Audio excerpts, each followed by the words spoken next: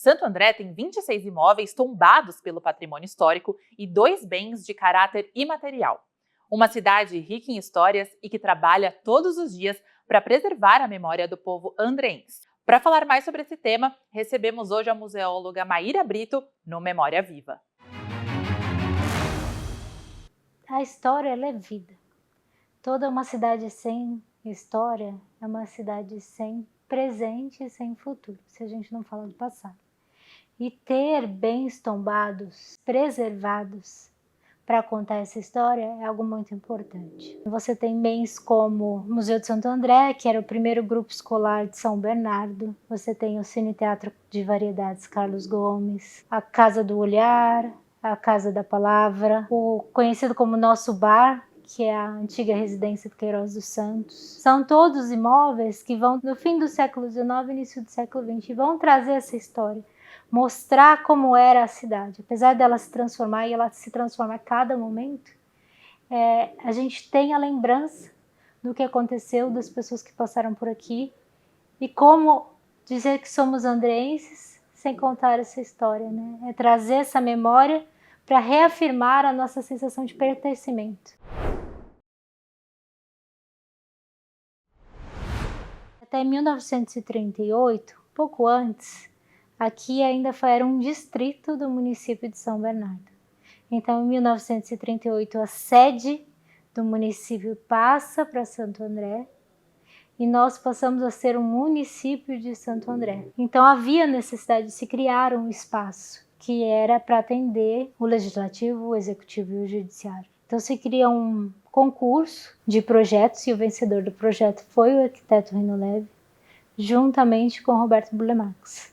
E eles vêm no final da na década de 60 e 70 e constroem o que a gente conhece hoje como Centro Cívico. Quando há um paço municipal, é que os 3 órgãos estão presentes no mesmo local. Então, nem todas as cidades têm um paço municipal, porque não tem a presença dos 3 poderes no mesmo lugar. Ele é tombado não só na instância municipal, como também na instância estadual. Então, ele é tombado também pelo Condefat, além do Condefapasa, que é o Conselho de Patrimônio de Santo André. O Carlos Gomes, ele tem alguns momentos. Inicialmente ele foi inaugurado em 1912, mas ele não estava onde ele é hoje. Ele ficava na rua Coronel Oliveira Lima. Ele vai para esse prédio onde está hoje em 1925. Foi construído e administrado por um italiano. Então você vê Carlos Gomes, que era um italiano. E, então, a presença muito marcante de referências italianas no espaço. E ele era um teatro, um cine-teatro mesmo. Então, ele tinha as frisas laterais, onde as pessoas poderiam assistir como se fossem os camarotes, e um espaço para 800 pessoas da época.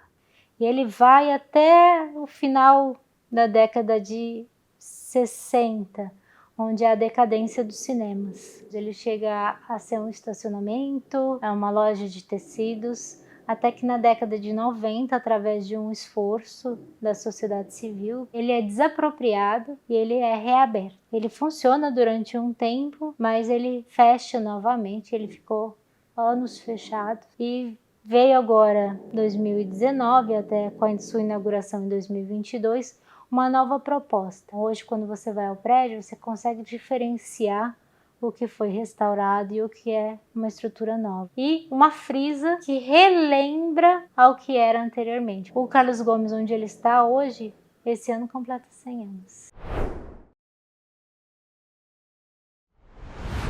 A Casa do Olhar Luiz Sassilotto, inicialmente ela foi construída no início de 1920 e ela era a residência de Bernardino Queiroz dos Santos e Paulina Guazelli. Eles viveram lá e com o falecimento dele, herdou essa residência a Olga Guazelli. Ela residiu lá até que em 1950 esse imóvel passa a ser propriedade da prefeitura. Ele foi sede de um órgão assistencial da cidade, ele foi sede da guarda municipal e em 92, com a morte de Luiz Sassilotto, ele recebe o nome Casa do Olhar Luiz Sassilotto E ele é um espaço expositivo, principalmente de arte moderna e contemporânea, mas ele não tem um viés de arte específico, ele é para as artes visuais.